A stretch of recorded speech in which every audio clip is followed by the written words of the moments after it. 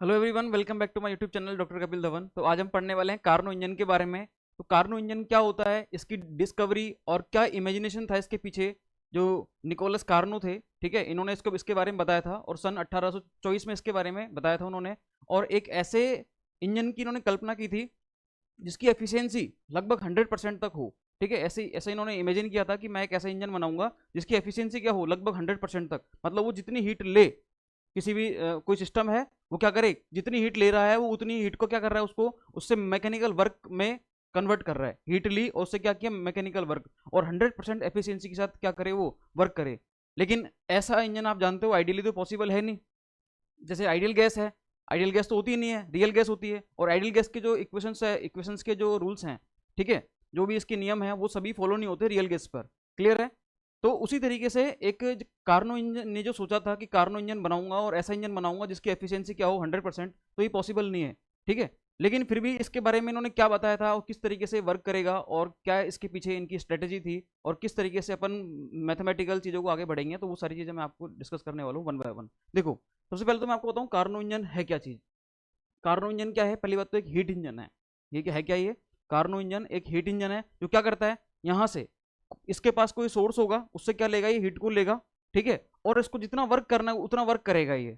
ठीक है, कार्नो तो ये सोच रहा था कि जितनी हीट ले, उससे जितनी हीट ले रहा है उतना क्या करे, पूरा का पूरा उससे वर्क कर दे, और जितनी हीट को क्या करे, पूरी की पूरी हीट को मैकेनिकल वर्क में कन्वर्ट कर दे। लेकिन ये पॉसिबल था नहीं।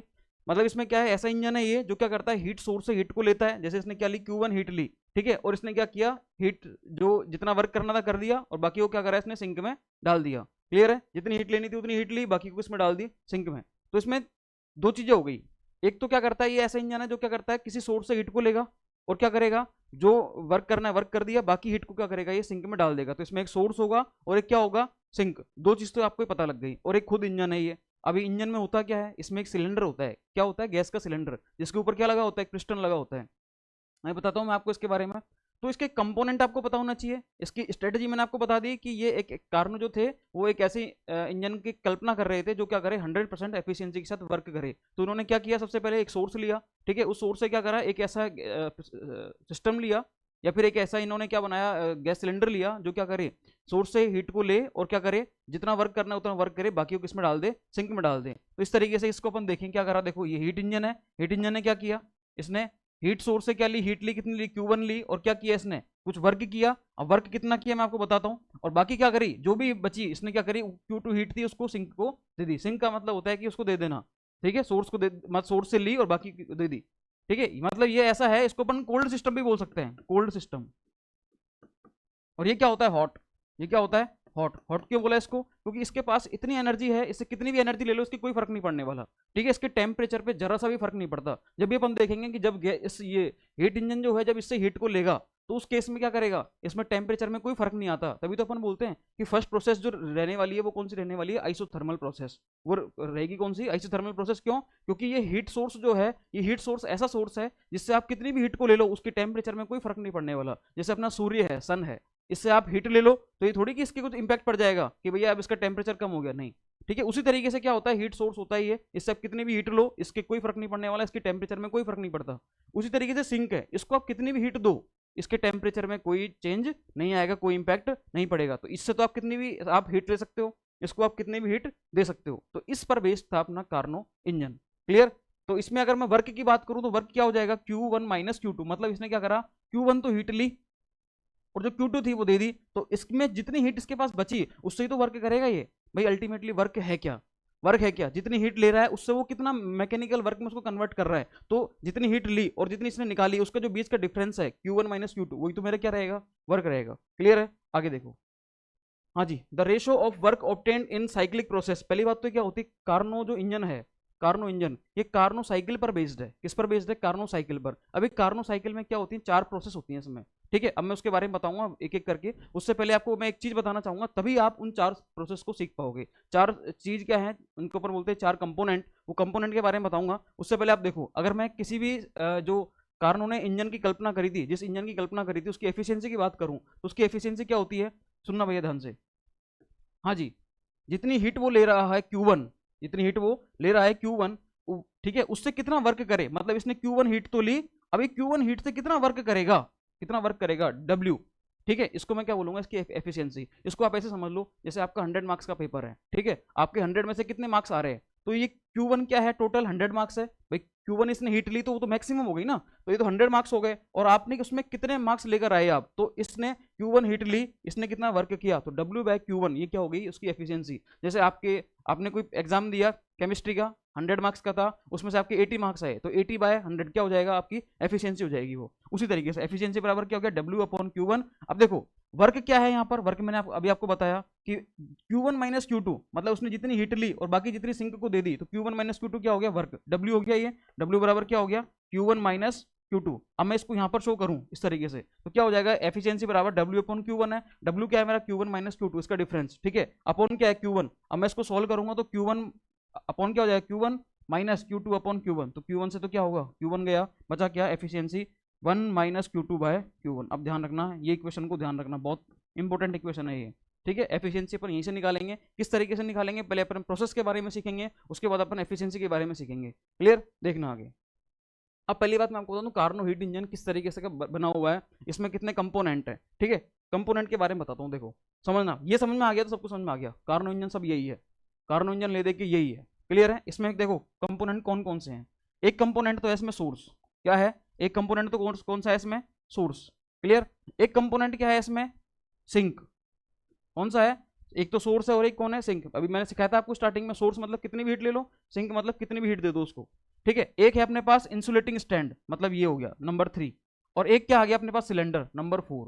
ये भैया 4 अपने पास क्या है, 4, ये 4 अपने पास कंपोनेंट हैं किसके, कार्नो साइकिल के, ठीक है। जो कार्नो ने जिस इंजन की कल्पना करी थी, उसको इस 4 कंपोनेंट के बेसिस पर इसने क्या किया था, उसको डिजाइन किया था, इसको इमेजिन किया था, क्लियर। अब वो किस तरीके से वर्क करेगा थोड़ा समझना। एक तो क्या है इसके पास, सुन लो वापस से, सोर्स है, सिंक है, इंसुलेटिंग स्टैंड है, और क्या है एक ये, हाँ जी, अपने पास सिलेंडर है। अब देखो इसको मैं किस तरीके से आपको बता रहा हूँ, उसको समझते चलना, देखो समझना। ये मेरे पास कोई गैस का सिलेंडर है, ये है क्या, ये सिलेंडर है गैस का। इस डायग्राम से समझ में आ गया तो आ जाएगा, नहीं तो फिर दिक्कत होगी आगे तक, ठीक है।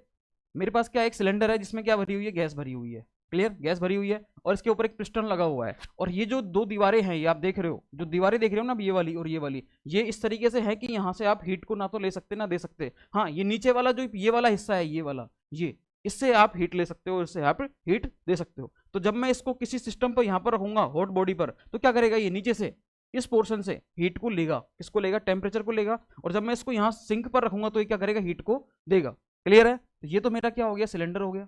इस सिलेंडर को मैं एक बार कहाँ रखूंगा, हॉट बॉडी पर, एक बार कहाँ रखूंगा, कोल्ड बॉडी पर, क्लियर है।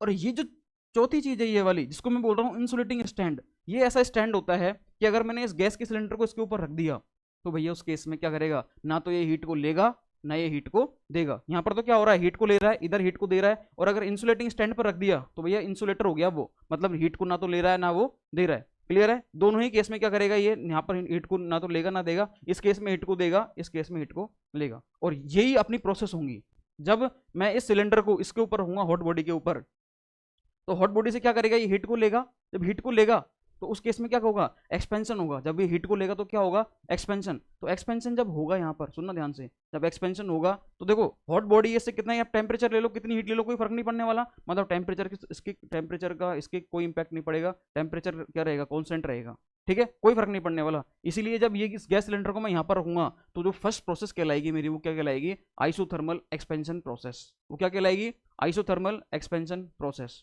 क्लियर है।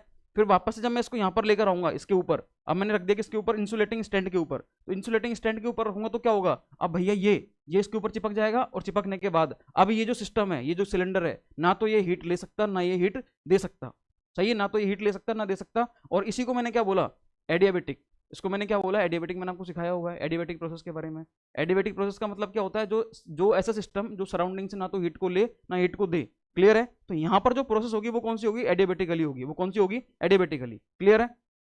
मैंने सबसे पहले क्या किया, इस सिलेंडर को यहां रखा, आइसोथर्मल प्रोसेस, आइसोथर्मल एक्सपेंशन, फिर वापस किसके ऊपर रखा, इंसुलेटिंग स्टैंड के ऊपर, एडियाबेटिक एक्सपेंशन। अब मैं क्या करूंगा, इस गैस सिलेंडर को जब मैं इसके ऊपर रखूंगा, इसके ऊपर सिंक के ऊपर, इसके ऊपर रखूंगा सिंक के ऊपर, तो सिंक के ऊपर जैसे ही जाएगा ये, तो क्या करेगा, मैंने आपको बोला सिंक का मतलब क्या है, वो हीट को लेता है, तो ये क्या करेगा, सिलेंडर यहाँ से इसके पास जो हीट है वो हीट किसको देगा, सिंक को। जब ये हीट सिंक को देगा तो उस केस में क्या होगा, इसके ऊपर कंप्रेशन। और जब कंप्रेशन के केस में हम क्या करते हैं, इसके ऊपर वेट भी रख देते हैं थोड़ा सा, हम क्या करते हैं वेट रख देते हैं, जिससे क्या हो, कंप्रेस हो थोड़ा सा ये, ठीक है। और क्या करे, हीट किसको दे दे, ये सिंक को। तो सुनना भैया ध्यान से, फर्स्ट केस में तो यहाँ पर रखा आइसोथर्मल एक्सपेंशन, यहाँ पर रखा फिर अपन ने इंसुलेटिंग स्टैंड के ऊपर एडियाबैटिक एक्सपेंशन, फिर हमने इसको किसके ऊपर रखा, कुछ तो इस वेट रखा पिस्टन के ऊपर, और साथ में किसके ऊपर रख दिया, इस सिंक के ऊपर जो कोल्ड बॉडी है इसके ऊपर रख दिया। और इसको मैं क्या बोलूंगा, आइसोथर्मल ही रहेगा, क्योंकि इसको आप कितनी भी हीट दे दो कोई टेम्परेचर का फर्क नहीं पड़ने वाला। तो इसको जब मैं यहाँ रखूंगा तो भैया उस केस में क्या रहने वाला है, हाँ टेम्परेचर कांस्टेंट रहने वाला है, इसलिए कौन सी हो जाएगी, आइसोथर्मल। क्योंकि कंप्रेशन हो रहा है तो क्या हो गया, आइसोथर्मल कंप्रेशन। क्लियर है, तो ये थर्ड प्रोसेस हो गई। उसके बाद वापस से जब मैं इसको इसके ऊपर रखूंगा और वेट रखा हुआ ही है, तो और ये क्या बन जाएगी, एडियाबैटिक प्रोसेस। तो ये जो फोर्थ पॉइंट, वापस जब मैं कोल्ड बॉडी से इसको इंसुलेटिंग स्टैंड के ऊपर लेकर आऊंगा तो ये प्रोसेस कौन सी हो जाएगी, एडियाबैटिक कंप्रेशन। तो ये 4 पॉइंट बनते हैं, ये जो 4 प्रोसेस आप बोलते हो ना, इसको बस याद कर लेते हो कि isothermal expansion, adiabatic expansion, isothermal compression, adiabatic compression. ये प्रोसेस कोई ऐसी नहीं बनती, ये इससे बनती है। सिलेंडर को यहाँ रखा पहले हॉट बॉडी पर, तो क्या हो जाएगी, आइसोथर्मल एक्सपेंशन। वापस इंसुलेटिंग स्टैंड के ऊपर रखा तो क्या हो जाएगा, एडियाबैटिक एक्सपेंशन। फिर आपने इसको सिंक के ऊपर रखा तो आइसोथर्मल कंप्रेशन। फिर वापस आपने किसके ऊपर रखा, इंसुलेटिंग स्टैंड के ऊपर, तो एडियाबैटिक कंप्रेशन। ये 4 प्रोसेस निकल के आती है। और जो कंपोनेंट है, कंपोनेंट देखो ये रहे, मैंने आपको बता भी दिए थे ये। एक तो इसमें क्या होता है, एक तो इसमें होता है सिलेंडर, एक तो क्या होता है इसमें, सिलेंडर होता है। वो सिलेंडर कैसा होता है, सुनना भैया ध्यान से। एक तो सिलेंडर होता है इसमें, सिलेंडर कैसा होता है, हाँ जी, परफेक्टली हीट इंसुलेटिंग वॉल्स, जिसकी जो दीवार है, ये वाली दीवार है, सब क्या होंगी, हीट इंसुलेटिंग होंगी। मतलब इस साइड से तो उस पर क्या नहीं होगा, ना तो हीट आएगी ना जाएगी। लेकिन जो पैंदा होता है इसका, ये नीचे वाला हिस्सा सिलेंडर का, ये वाला देखो कौन सा, ये वाला हिस्सा, ये कैसा होता है, ये क्या कर सकता है, हीट को ले भी सकता है और दे भी सकता है। मतलब एक तो रहेगा, ये क्या होता है, कंडक्टिंग होता है। कैसा होता है, कंडक्टिंग, हीट को ले भी लेगा और हीट को दे भी देगा ये। क्लियर। दूसरी चीज देखना भैया, दूसरी चीज, दूसरा क्या होता है, इसमें एक हॉट बॉडी होती है जिसको अपन क्या बोलते हैं, सोर्स। जिसको अपन क्या बोलते हैं, सोर्स। ये ऐसी सोर्स होता है जिससे आप कितना भी टेम्परेचर ले लो, मतलब लार्ज हीट कैपेसिटी है इसके पास में, ठीक है। ये क्या कर सकता है, कितनी भी हीट को रख सकता है ये, इससे आप कितनी भी हीट को ले लो कोई फर्क नहीं पड़ने वाला। और इसका टेम्परेचर क्या है, T1 है। अब आप इससे कितनी भी हीट लो, इसका टेम्परेचर जिंदगी भर क्या रहेगा, T1 रहेगा। इसने एक ऐसे सोर्स की कल्पना करी थी, किसने, निकोलस कार्नो ने, ठीक है। हाँ जी। उसके बाद क्या है, इसमें एक और होता है कंपोनेंट, कौन सा होता है, कोल्ड बॉडी, जिसको अपन बोलते हैं सिंक, जिसको अपन क्या बोलते हैं, सिंक। इसमें सिंक भी होता है। इसका मैं इसके बारे में मैंने आपको बताया था, इसको आप कितनी भी हीट दे दो, इसको कोई फर्क नहीं पड़ने वाला, कितनी भी हीट दे दो इसको, इसका मतलब इसका टेम्परेचर भी क्या रहता है, कांस्टेंट। अगर T2 है तो कितनी भी हीट इसको आपने दे दी तो भी T2 ही रहेगा, इससे आप कितनी भी हीट ले लो तो भी क्या रहेगा, T1 ही। तो देखो दो चीज हो गई, सोर्स और ये होगी, क्या हो गया, सिंक। और साथ में ये क्या था, अपना सिलेंडर था। और एक क्या लिया हुआ है मैंने, परफेक्ट हीट इंसुलेटिंग स्टैंड। ऐसा स्टैंड जो क्या करे, उस सिलेंडर को एडियाबैटिक बना दे। ऐसा स्टैंड जो क्या करे, उस सिलेंडर को क्या बना दे, इंसुलेटिंग बना दे, ना तो वो हीट को बाहर से लेगा ना देगा। इस तरीके से 4 कंपोनेंट हो गए ये, वापस से ध्यान रखना। एक सिलेंडर है, एक अपने पास क्या है, सोर्स है, एक अपने पास क्या हो गया, सिंक हो गया, और एक क्या हो गया अपने पास, इंसुलेटिंग स्टैंड। 4 चीज हो गई, 4 कंपोनेंट, ठीक है। और 4 कंपोनेंट के बेस पर अपन एक ग्राफ निकालते हैं फिर। क्लियर है, समझ में आया, क्लियर। अब देखो थोड़ा सा और समझा देता हूँ वापस से मैं आपको। सबसे पहले क्या होता है, फर्स्ट प्रोसेस में क्या होगा, सबसे पहले मैं इस सिलेंडर को कहाँ रखूंगा, इस हॉट बॉडी के ऊपर रखूंगा। सबसे पहले क्या करूंगा, इस सिलेंडर को मैं हॉट बॉडी के ऊपर रखूंगा भैया, ठीक है। रख रहा हूँ, देखो समझना ध्यान से। इस सिलेंडर को मैंने कहाँ रखा, इस हॉट बॉडी के ऊपर रखा। ये फर्स्ट प्रोसेस हो गई, ये क्या हो गई मेरी फर्स्ट प्रोसेस। और इस फर्स्ट प्रोसेस का नाम क्या दिया था मैंने, याद करो, आइसोथर्मल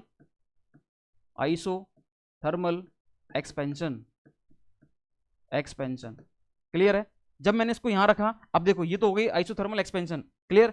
एक पॉइंट कितना रखेंगे अपन इसको, ठीक है। उसके बाद वापस जब मैं इसको सिस्टम को यहां से हटाकर कहाँ रखूंगा, इसके ऊपर रखूंगा। इसके ऊपर रखूंगा, ये इंसुलेटिंग स्टैंड के ऊपर। तो अब देखो इंसुलेटिंग स्टैंड आ गया, इसका मतलब अब प्रोसेस कैसी हो जाएगी, एडियाबैटिक। तो इसका नाम क्या हो जाएगा, एडियाबैटिक एक्सपेंशन,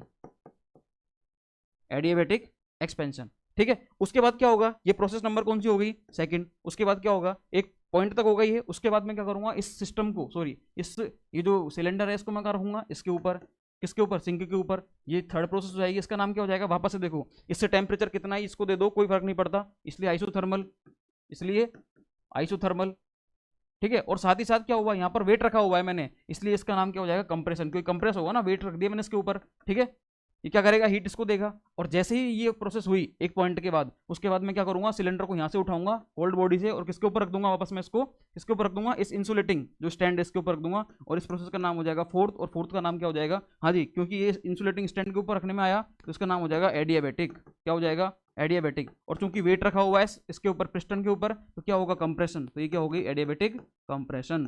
तो ये 4 प्रोसेस निकल के आई है। एक तो क्या निकल के आई आइसोथर्मल एक्सपेंशन, दूसरी क्या निकल के आई एडियाबेटिक एक्सपेंशन, तीसरी क्या निकल के आई आइसोथर्मल कंप्रेशन, चौथी क्या निकल के आई एडियाबेटिक हाँ जी कंप्रेशन। ये लो 4 प्रोसेस हो गई है, और ये 4 प्रोसेस कुछ इस तरीके से होती है। देखो भैया यहाँ पर ए पॉइंट है, ए पॉइंट से बी पॉइंट पर गया, जब ए पॉइंट से बी पॉइंट पर जाएगा तो देखो यहाँ पर जो प्रेशर है कितना है P1, इधर वॉल्यूम कितना है V1, इधर टेम्परेचर कितना है T1।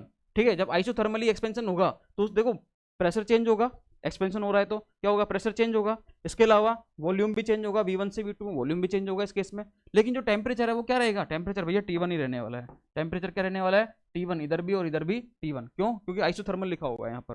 क्लियर। जब ये बी से सी में आ रहा है तो ध्यान रखना भैया, ए से बी बोलूंगा तो इसका मतलब क्या है आइसोथर्मल एक्सपेंशन, और इसका मीनिंग क्या है कि मैंने क्या किया, मैंने गैस सिलेंडर को कहाँ रख दिया, हाँ जी मैंने सोर्स के ऊपर रख दिया, ऐसे ऐसी चीज के ऊपर रख दिया जो जो जो क्या कर रहा है, उससे कितनी भी हीट आप ले लो, कितनी हीट ले लो, उसके टेम्परेचर पर कोई फर्क नहीं पड़ने वाला। ठीक है, तो आइसोथर्मल एक्सपेंशन। बी से सी में जा रहा हूँ तो मैंने कहाँ रख दिया उसको, इंसुलेटिंग स्टैंड के ऊपर रख दिया, ये प्रोसेस है। तो देखो यहाँ पर P2 है, V2 है, T1 है, लेकिन यहाँ पर वॉल्यूम चेंज होगा, प्रेशर चेंज होगा, साथ में टेम्परेचर भी चेंज हो जाएगा, क्योंकि टेम्परेचर चेंज कहाँ नहीं होता, जब वो सोर्स पे रहता है सिलेंडर या फिर सिंक पर रहता है। अब कहाँ आ गया, वो इंसुलेटिंग स्टैंड के ऊपर आ गया, अब टेम्परेचर क्या हो जाएगा, चेंज हो जाएगा। भैया कितना हो जाएगा T2, ध्यान रखना। अब टेम्परेचर क्या हो गया चेंज, T1 से T2, लेकिन जब वापस में इधर आया सी से डी, तो देखो अब मैंने कहाँ रख दिया इसको, मैंने वापस से कहाँ रख दिया, हाँ जी याद करो, अब मैंने इसको सिंक के ऊपर रख दिया। सिंक के ऊपर रखूंगा तो क्या होगा, कंप्रेशन होगा, कंप्रेशन होगा तो क्या होगा, देखो P3 से कहाँ जाएगा प्रेशर P4, वॉल्यूम कहाँ जाएगा V3 से V4, लेकिन टेम्परेचर क्या रहेगा सेम, वापस से टेम्परेचर क्या रहेगा सेम। क्यों, क्योंकि सिंक भी एक ऐसी चीज होती है जिससे आप कितनी भी हीट उसको दे दो उसके कोई फर्क नहीं पड़ने वाला। क्लियर है, तो इसको मैं क्या बोलूंगा आइसोथर्मल कंप्रेशन। और जैसे ही मैं डी से ए में जाऊंगा तो भैया यहाँ क्या रहने वाला है एडियाबेटिक कंप्रेशन। क्यों, क्योंकि अब मैंने क्या रख दिया, वापस से सिंक से उठाकर सिलेंडर को कहाँ रख दिया, हाँ जी आइसोलेटिंग स्टैंड पर रख दिया। क्लियर है, इंसुलेटिंग स्टैंड पर रख दिया। क्लियर, तो ये क्या हो जाएगा एडियाबेटिक कंप्रेशन। अब देखो ये 4 समझ में आनी चाहिए आपके। ए से बी क्या है ये आइसोथर्मल एक्सपेंशन, बी से सी क्या है ये एडियाबेटिक एक्सपेंशन, सी से डी क्या है ये आइसोथर्मल कंप्रेशन, और डी से ए क्या हो गया ये एडियाबेटिक कंप्रेशन। क्लियर है, थोड़ा टेम्परेचर का भी ध्यान रखना। ए से बी जा रहे हैं तो चेंज नहीं हो रहा, बी से सी आ रहे हैं तो चेंज हो रहा है, लेकिन चेंज हो रहा है, सी से डी आ रहे हैं तो चेंज नहीं हो रहा क्योंकि आइसोथर्मल है। ठीक है, और डी से ए में जा रहे हैं तो एडियाबेटिक है, इसलिए चेंज वापस से हो जाएगा, क्या हो जाएगा T2 से वापस क्या हो जाएगा T1 में बदल जाएगा ये। इसलिए ए से वापस से ए में आ गया, इसलिए इसका नाम क्या पड़ गया साइक्लिक, इसका नाम क्या पड़ गया साइकिल। ठीक है, इसलिए इसका नाम पड़ गया साइकिल, साइक्लिक प्रोसेस, और इसका नाम अल्टीमेटली क्या आया कार्नो साइकिल। क्या आया कार्नो साइकिल। और कार्नो साइकिल जो है ये कंसेप्ट है, इसी पर बेस्ड निकोलस कार्नो ने एक इंजन की कल्पना करी थी जिसका नाम था कार्नो इंजन। मेरे हिसाब से कोई दिक्कत नहीं है। ठीक है, प्रोसेस ये पॉइंट ए से चला बी, बी से सी, सी से डी, डी से वापस ए पे आ गया, मतलब एक साइक्लिक प्रोसेस हो गई।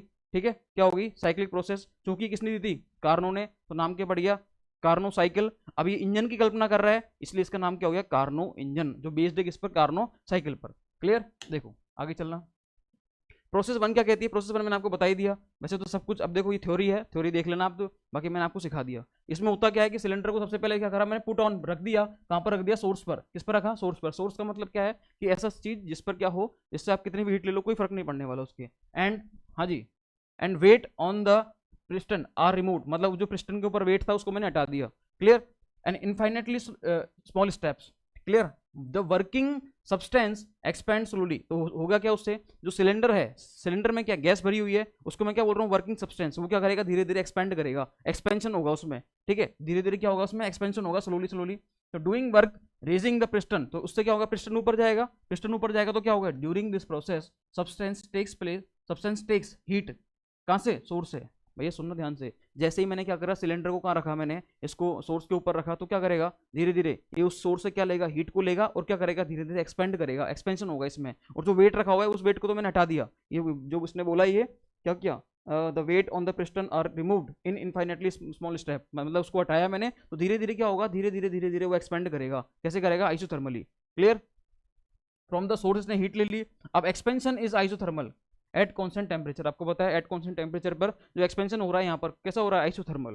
क्लियर, तो it is continued until point B is reached, मतलब ये ए से बी तक चलेगा, ये प्रोसेस तब तक चलेगी जब तक कि ये जो पॉइंट है ये वाला, कौन सा ये वाला, ये पॉइंट ए से बी तक ना आ जाए ये सिस्टम। क्लियर है, ए से बी तक ना आ जाए तब तक क्या होगा ये आइसोथर्मली एक्सपेंड होगा। इसके बाद देखो अगर मैं नेक्स्ट प्रोसेस की बात करूं तो नेक्स्ट प्रोसेस में आप समझ ही गए होंगे, क्या आप खुद ही बता दो क्या होने वाला है इसमें। इसमें क्या होने वाला है, बी से अब मैंने क्या किया, जो गैस सिलेंडर था उसको कहाँ रख दिया, इंसुलेटिंग स्टैंड के ऊपर रख दिया, उसके ऊपर रखूंगा, सही है। तो फिर क्या होगा, एक्सपेंशन होगा, एक्सपेंशन होगा, लेकिन कैसे होगा, वहां पर हीट ना तो ले रहा है ना वो दे रहा है। जब हीट ना तो ले रहा है ना दे रहा है तो उस केस में उसको क्या बोलूंगा मैं, एडियाबैटिक एक्सपेंशन। ये लो वो ये बोल रहा है, the cylinder is now put on heat insulating stand. अब क्या रख दिया मैंने उसको, हीट इंसुलेटिंग स्टैंड के ऊपर रख दिया। And by further removing weight, weight को वापस हटा दिया, कहां से, पिस्टन से। The substance is further expanded, वापस से क्या हो जाएगा, जो गैस है वो वापस से क्या होगी, एक्सपेंड होगी, मतलब सिस्टम वापस से क्या करेगा, फर्दर एक्सपेंड करेगा। It will be adiabatic expansion, इसको मैं क्या बोलूंगा, एडियाबैटिक एक्सपेंशन। यहाँ पर क्या होगा, नो हीट एक्सचेंज, जो प्रोसेस होगी कैसे होगी, B2C। क्लियर है, मेरे हिसाब से कोई दिक्कत नहीं है, मैंने आपको स्टार्टिंग में समझा दिया था। अभी थ्योरी है, क्योंकि आप बीएससी वाले स्टूडेंट हो, बीएससी की प्रिपरेशन कर रहे हो, इसलिए मैंने आपको थ्योरी वगैरह भी मैंने लिख दी है, आप आराम से इसको देख सकते हो। मैं हट जाऊंगा यहाँ से, ठीक है। तो मेरे हिसाब से कोई समस्या नहीं है इसमें प्रोसेस 2 में। आगे बढ़ते हैं प्रोसेस 3। अब देखो प्रोसेस 3 के बारे में आपको समझ में आ गया होगा। अब मैं क्या करूंगा, इंसुलेटिंग स्टैंड से हटाऊंगा, सिलेंडर को कहाँ रख दूंगा, सिंक के ऊपर रख दूंगा। किसके ऊपर रखूंगा, सिंक के ऊपर। देखो the cylinder is now put on the sink, sink के ऊपर रख दिया।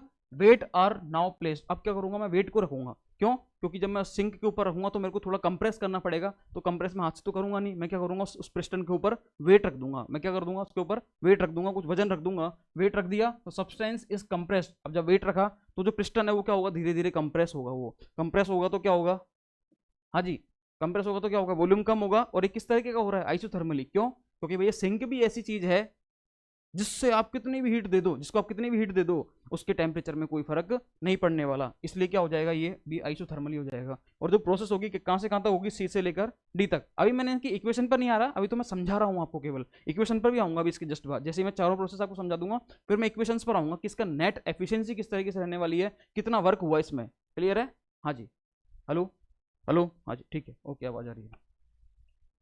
अब देखो फोर्थ प्रोसेस की बात करूं मैं, तो फोर्थ प्रोसेस में क्या है, अब मैं इसको कहां रखूंगा, वापस से, अभी तक सिंक पे रखा हुआ था, अब कहां आएगा, सिंक से वापस से ये इंसुलेटिंग स्टैंड के ऊपर आएगा। देखो now the cylinder is once again, मैंने क्या रख दिया, once again move put on the heat insulating stand, वापस से क्या रख दिया मैंने इसको, सिंक से हटाया और कहां रख दिया, हाँ जी, हीट इंसुलेटिंग स्टैंड पर रख दिया। And placing the weight, weight को रखते हुए, जो वेट था उस वेट को मैंने वापस उसके ऊपर रख दिया, ठीक है। Substance is now compressed adiabatically. अब क्या होगा, ये एडियाबैटिकली कंप्रेस होगा। क्यों, क्योंकि मैंने आपको बताया हुआ है, क्योंकि इंसुलेटिंग जो स्टैंड होता है उससे जो प्रोसेस निकल के आती है वो कौन सी निकल के आती है, एडियाबैटिक। क्लियर है, और जो प्रोसेस होगी कहां से कहां तक होगी, डी से लेकर ए तक, डी से ए होगी ये। क्लियर, देखो मेरे साथ चारों प्रोसेस समझ में आ गई। अब देखो थोड़ा सा अपन क्या करते हैं, एफिशिएंसी मेरे हिसाब से थोड़ा सा और मैं आपको एक बार वापस से एक्सप्लेन कर दूं इसको यहाँ पर फटाफट से। सबसे पहले मैंने सिलेंडर को कहाँ रखा, हॉट बॉडी पर, आइसोथर्मल एक्सपेंशन। फिर कहाँ रखा, इंसुलेटिंग स्टैंड पर, एडियाबैटिक एक्सपेंशन। फिर कहाँ रखा मैंने इसको, सिंक के ऊपर, क्या हो गया ये, आइसोथर्मल कंप्रेशन। फिर कहाँ रखा मैंने इसको, वापस से इंसुलेटिंग स्टैंड के ऊपर, एडियाबैटिक कंप्रेशन। ये ध्यान रखना भैया, ये है मेन चीज, असली तो यही है। क्योंकि अगर ये समझ में आ गया तो पूरा कार्नो साइकिल समझ में आ जाएगा, और कार्नो साइकिल समझ में आ गया तो आपकी बीएससी में कोई समस्या नहीं आने वाली। सही है, क्योंकि फिजिकल केमिस्ट्री में जो थर्मो है उसका सबसे मेन हॉट टॉपिक है ये, ठीक है। आपके इजीली समझ में आ जाएगा, थोड़ी मेहनत तो करनी पड़ेगी आपको, कोई मेहनत नहीं करोगे तो फिर पार ही नहीं पड़ने वाली। सही है, तो उसको पढ़ते रहना। देखो बाकी बहुत प्रॉपरली समझाया मैंने आपको ये। अब देखो थोड़ा एफिशिएंसी की बात कर लेते हैं। बहुत सारे लोग क्या करते हैं कि दोनों को अलग अलग पढ़ाते हैं, इसकी थ्योरी अलग पढ़ाते हैं, फिर इसका जो इक्वेशंस है, इसकी जो मैकेनिज्म्स हैं, इसका जो मैथमेटिकल पोर्शन है उसको अलग पढ़ाते हैं। मैं दोनों को एक साथ पढ़ाता हूँ ताकि चीज़ें मतलब एक लिंक से जुड़ी रही है, ठीक है, ताकि मतलब इधर उधर ना हो। आपको भाई जो इक्वेशंस निकल के आएंगे अभी वर्क की, आप देखोगे वर्क का फॉर्मूला देखोगे, यहाँ पर क्यू का फॉर्मूला देखोगे, तो वो क्या है, थोड़ा अलग अलग हो जाता है। तो थ्योरी अलग पढ़ाते हैं इसकी, और जो मैथमेटिकल पोर्शन है वो अलग पढ़ाते हैं, जबकि मैं आपको सेम पढ़ा रहा हूँ एक ही क्लास में। देखो एफिशिएंसी ऑफ कार्नो इंजन किस तरीके से निकालेंगे, अपन ने स्टार्टिंग में निकाली हुई है। एफिशिएंसी बराबर क्या होता है, हाँ जी, W/Q1, मतलब उसने क्या करी, जो सोर्स है उससे कितनी हीट ली, Q1 ली, और कितना मैकेनिकल वर्क किया, W, तो W/Q1। जैसे मैंने आपको बोला था कि आपके 100 मार्क्स का केमिस्ट्री का पेपर है और आपके मार्क्स आए 80, तो 80/100 क्या होगी, आपकी एफिशिएंसी होगी। क्लियर, उसी तरीके से W/Q1, और W क्या है, वर्क, Q1 ले रहा है, और जो Q2 है, Q2 वो उसने क्या करी, सिंक को दे दी, तो Q1 - Q2 तो निकल के आई, वो क्या निकल के आई, मेरा वर्क निकल के आया, इससे तो वर्क करेगा ये। हाँ जी, जब इसको सोल्व करूंगा तो क्या आएगा, 1 - Q1/Q2। अब देखो, अब मैं 4 प्रोसेस ले रहा हूँ, कितनी प्रोसेस ले रहा हूँ मैं, 4। वही है, isothermal expansion, adiabatic expansion, isothermal compression, adiabatic compression. अब देखो एडियाबैटिक कंप्रेशन जो होता है ना, एडियाबैटिक कंप्रेशन हो चाहे एक्सपेंशन हो, वहां पर क्या होता है, वर्क मेरा 0 होता है। सॉरी वहां पर हीट क्या हो जाती है, जीरो हो जाती है, वहां पर हीट क्या हो जाती है, जीरो। थोड़ा सा देखो समझना, पहले तो मैं किसकी बात कर रहा हूँ, इसकी, किसकी बात कर रहा हूँ, आइसोथर्मल एक्सपेंशन की। आइसोथर्मल ये फर्स्ट प्रोसेस है मेरी ए से बी तक, सही है, कोई समस्या नहीं है इसमें। देखो क्यू बराबर क्या है, पी डी वी, क्या है, पी डी वी, क्योंकि मैं एक्सपेंशन की बात कर रहा हूँ यहाँ पर। वैसे तो अगर मैं वर्क की बात करूँ इधर, वर्क का फॉर्मूला क्या होता है, अब देखो यहाँ थोड़ी सी आपको जो बेसिक चीजें मैंने आपको सिखाई थी पहले, जो थोड़ी बहुत मैं सिखाई हुई है वो आपको आनी चाहिए, अगर वो नहीं आएंगे तो फिर आप ये सॉल्व नहीं कर पाओगे, ठीक है। मैं किसकी बात कर रहा हूँ, आइसोथर्मल एक्सपेंशन की, किसकी बात कर रहा हूँ मैं, एक मिनट, आइसोथर्मल एक्सपेंशन। तो भैया आइसोथर्मल एक्सपेंशन की बात कर रहा हूँ तो मेरे को एक बात बताओ, उसमें W बराबर क्या होता था, माइनस क्यू, क्या होता था, माइनस क्यू, मतलब मैं क्या बोल सकता हूँ, Q बराबर क्या हो जाएगा, माइनस W, क्लियर है। अब वर्क का फॉर्मूला क्या होता है, माइनस पी डी वी, क्या होता है, माइनस पी डी वी, तो Q का फॉर्मूला क्या हो जाएगा, प्लस पी डी वी। थोड़ा सा ही ध्यान रखना, ये मैंने सिखाया हुआ है आपको आइसोथर्मल एक्सपेंशन में, आइसोथर्मल कंप्रेशन में, ठीक है। तो आइसोथर्मल प्रोसेस जो थी वहां पर आप इसको देख लेना, मैंने आपको सिखाया हुआ है प्रॉपरली।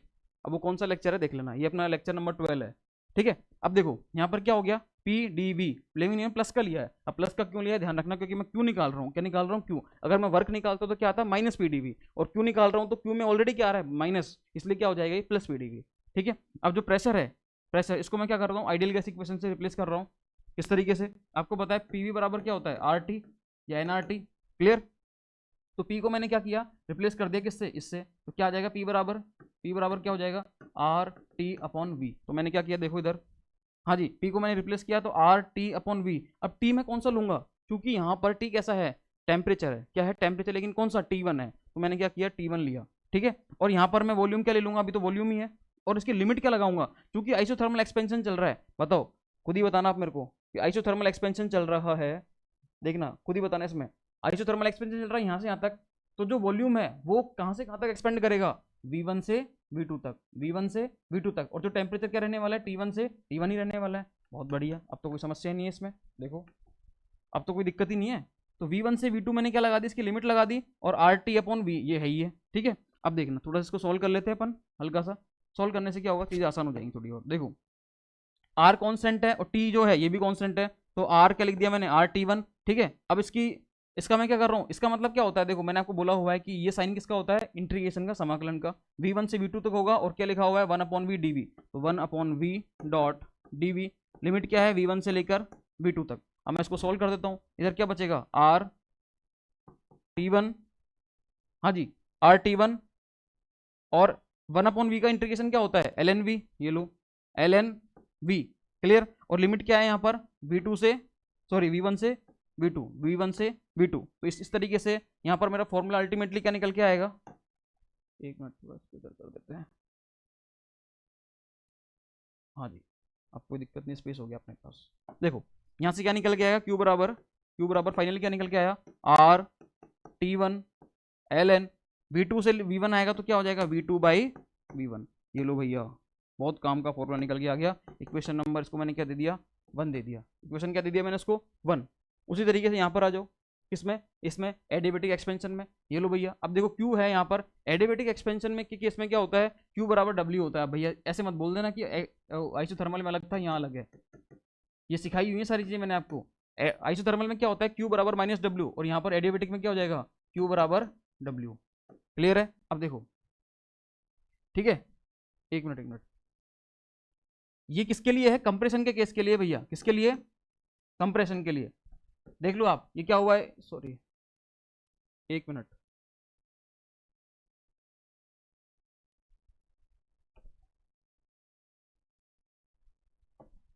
नहीं नहीं यहाँ पर कंप्रेशन लगी है, ये गलत लिख गया इधर है ना, प्रोसेस गलत लिख गई है, बीसीसी कंप्रेशन ही आएगा भैया इधर, ये वो भी कौन सा आएगा, ये आइसो थर्मल कंप्रेशन, एक मिनट,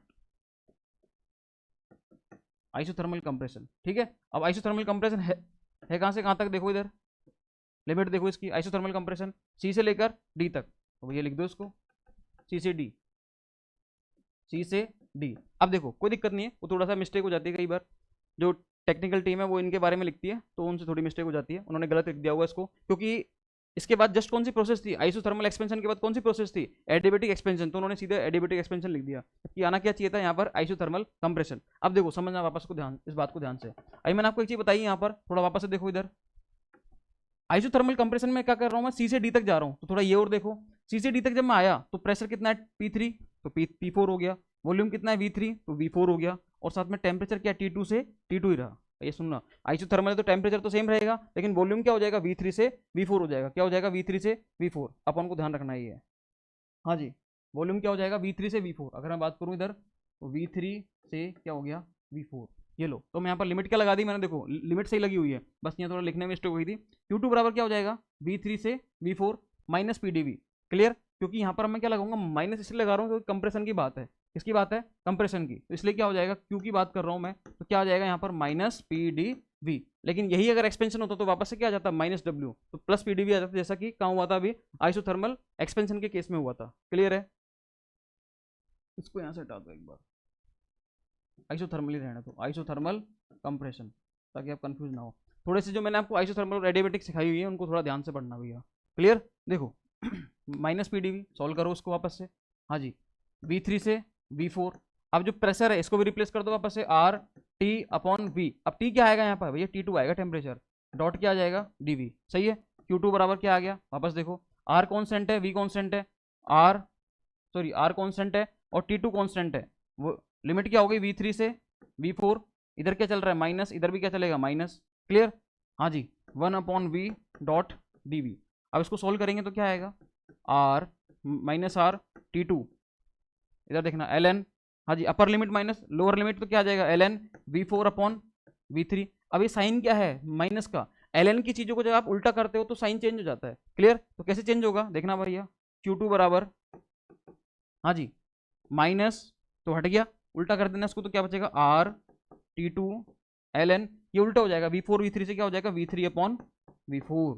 ये लो भैया, ये इक्वेशन कौन सी आ गई, इक्वेशन नंबर 2, दो इक्वेशन आ गई है, क्लियर। अब सुनना मैं कहना क्या चाह रहा हूँ, जो ये चार प्रोसेस आपने पढ़ी है ना, ये वाली चार प्रोसेस कौन सी पढ़ी है भैया, ये वाली, इसमें एक अच्छी बात क्या है, चीजें भी बहुत सॉर्ट आउट हो जाएंगी इस तरीके से। देखो ये आइसोथर्मल एक्सपेंशन है, इसमें क्या होता है, जो Q है हीट, उसका फॉर्मूला बनता है, इसमें भी कुछ फॉर्मूला बनता है, अभी अपन निकाल के आए, ठीक है, RT ln V2/V1 पढ़ के आए, और इसका क्या पढ़ के आए अपन, RT ln V3/V4, इस तरीके से। लेकिन जो एडियाबेटिक एक्सपेंशन है और ये एडियाबेटिक कंप्रेशन है, इसमें जो मेरा हीट होती है, जब वो ले ही नहीं रहा, जब वो हीट ले ही नहीं रहा, एडियाबेटिक है। एडियाबेटिक का मतलब क्या कि मैंने इंसुलेटिंग स्टैंड लगा दिया, इंसुलेटिंग स्टैंड लगा दिया तो क्या होगा, ना तो वो हीट को लेगा ना देगा, तो भैया दोनों ही केस में क्यू क्या हो जाएगा मेरा, जीरो, क्यू क्या हो जाएगा मेरा, जीरो, दोनों ही केस में, क्लियर है। तो इस चीज का ध्यान रखना भैया, अब थोड़ा समझ में आ गई होगी आपकी बात आपके, ठीक है। लो भैया, अब देखो एक बात मैं आपको यहाँ पर बोलने वाला हूँ जो आपके समझ में आ जाएगी, जब मैं प्रोसेस 2 और 4 की बात कर रहा हूँ, मतलब एडियाबेटिक एक्सपेंशन और एडियाबेटिक कंप्रेशन की बात कर रहा हूँ, तो उस केस में क्या हो रहा है यहाँ पर देखो, the work done by the gas during adiabatic expansion B से सी तक is exactly equal to the work done, हाँ जी, on the gas during adiabatic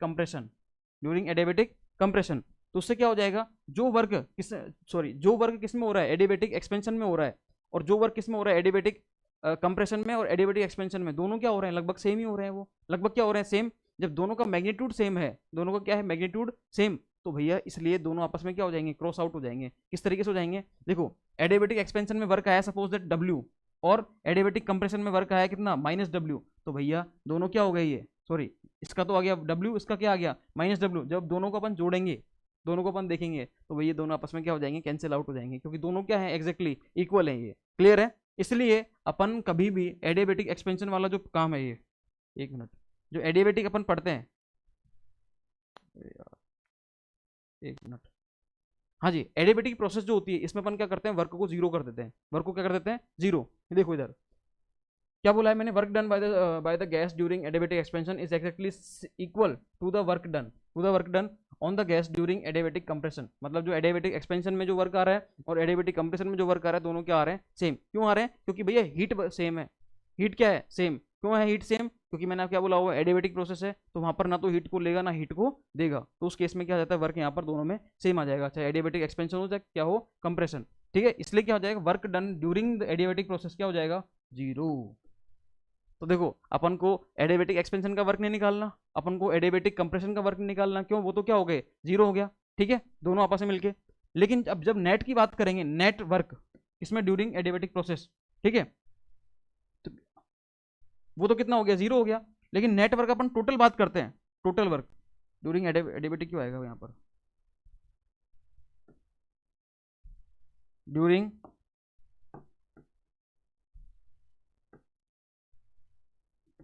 Karnaugh cycle, during Carnot cycle कितना आएगा देखना। हाँ जी, Q1 अपॉन Q2। अब देखो वो तो जीरो हो गए, वो तो जीरो हो गया, कौन सा, एडियाबेटिक वाला। तो अब बचा कौन सा, बचा कौन सा भैया, अब बचा केवल आइसोथर्मल वाला। एक तो कौन सा बचा हुआ है, Q1 और Q2, ये देखो इधर आइसोथर्मल बचा हुआ है क्या, Q1, ठीक है, और आइसोथर्मल एक्सपेंशन में क्या था, Q1, और आइसोथर्मल कंप्रेशन में क्या रहा, Q2। तो मैं दोनों को अगर क्या कर दूं, दोनों को मैं अपॉन में ला दूं इधर, देखो आइसोथर्मल, हाँ जी, Q1 अपॉन Q2, तो मैं दोनों को ले रहा हूँ, क्यों, क्योंकि एडियाबेटिक वाले तो क्या हो गए, जीरो हो गए, बचे कौन से अपने पास में, हाँ जी, आइसोथर्मल वाले। तो Q1 अपॉन Q2 की बात करूं तो Q1 का फॉर्मूला क्या था, RT1 ln V2 by V1, और इसका क्या है Q2 का, RT2 ln V3 upon V1। अभी सीख क्या है अपन, जस्ट ही है, ठीक है। थोड़ा सा इसको अपन क्या करते हैं, एक बार इस इक्वेशन को ऐसे रख लेते हैं, इसको अपन थोड़ा और जितना सॉर्ट आउट हो सके उतना सॉर्ट आउट करो। R से तो क्या गया R, T1 से T2 मत काट देना, क्योंकि दोनों टेम्परेचर अलग अलग है। तो बचेगा क्या अपने पास, T1 अपॉन T2, इधर क्या बचेगा ln V2 बाय V1, इधर क्या बचेगा ln V3 बाय V4। आगे चलो, थोड़ा सा ये और सीख लेना कि पॉइंट ये बी और सी है, डी एंड ए है, lies at the same adiabatic, क्योंकि आप देख लो खुद ही चाहे से, इस पॉइंट को आप देख सकते हो, ग्राफ में देख लो ताकि समझ में आ जाएगा।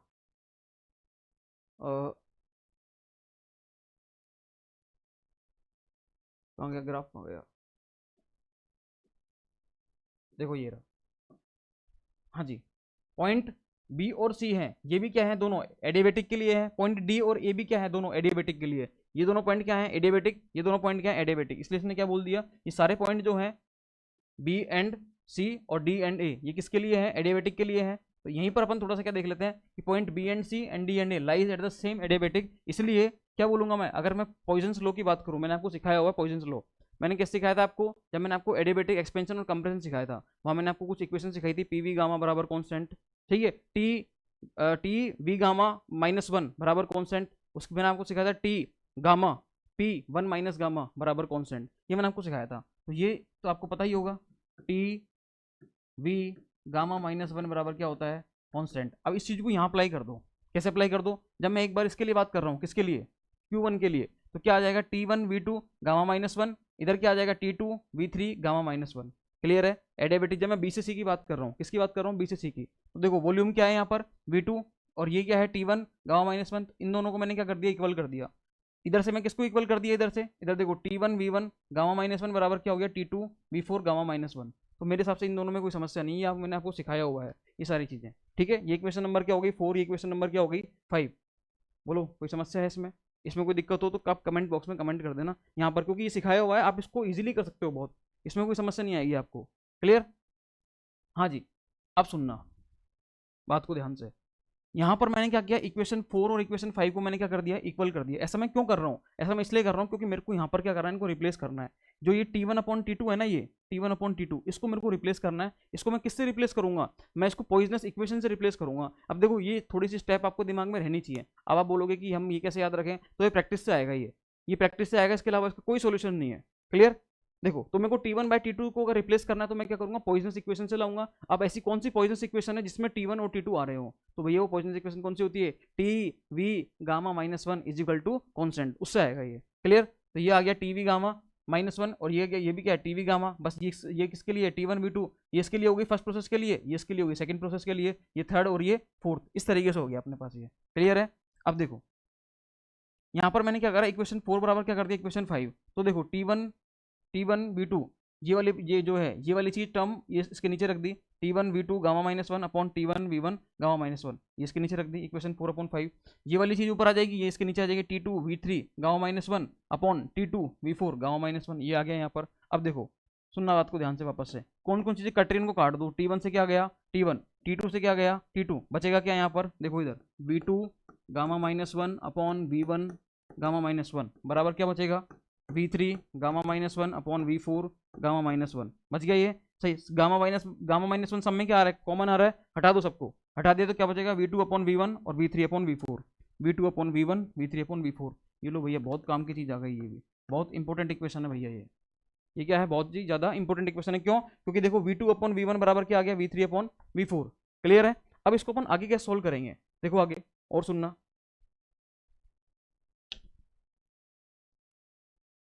हाँ जी, देखो यहाँ पर क्या है, एक मिनट, देखो इधर समझना बात को ध्यान से भैया। ये अपन क्या देख रहे थे यहाँ पर, ये इक्वेशन अपने पास थी Q one upon Q two बराबर T one upon T two L N V two by V one, और इधर क्या आ गया, L N V three by V four. अब देखो अभी मैं पढ़ के आया हूँ, जस्ट अभी क्या पढ़ के आया हूँ मैं, ये V two upon V one बराबर V three by V four, ठीक है, V two by V one is equal to V three by V four, ये पढ़ के आया हूँ अभी, मैं निकाल के आया हूँ अभी भी जस्ट, ठीक है। अब मैं क्या करूंगा यहाँ पर, देखो V two by V one है, उसकी वैल्यू क्या है already V three by V four, तो मैं कैसे लिख सकता हूँ कि इधर, ये ऐसे मैं लिख सकता हूँ कि देखना इधर Q one by Q two बराबर T one by T two, तो है ही है, ये तो है ही है जी। अब क्या बचेगा, एल एन, इस V two by V one की जगह मैंने क्या रख दिया, V three by V four, V three by V four. अब देखो होगा कैसे, एल एन इसको तो एज इट इज रहने दो, V three by V four, सही है। अब देखो यहाँ पर भी क्या आ गया, L N V three by V four, इधर भी क्या आ गया, L N V three by V four. इससे तो क्या हुआ, पूरा का पूरा गया, ये बचा क्या, क्यू वन अपॉन, अलग कलर में लिख देता हूँ थोड़ा सा, Q one upon Q two is equal to T one by T two. ये लो, ये क्वेश्चन और आ गया अपने सामने, क्या आ गया, Q one upon Q two बराबर क्या आ गया, T one by T two. अपन को यही तो निकालना था, याद करो स्टार्टिंग वाली इक्वेशन जब मैंने आपको बिल्कुल फर्स्ट पेज पे सिखाया था, ये इसके जस्ट आगे, ये देखो ये रहा एफिशिएंसी का फॉर्मूला ये।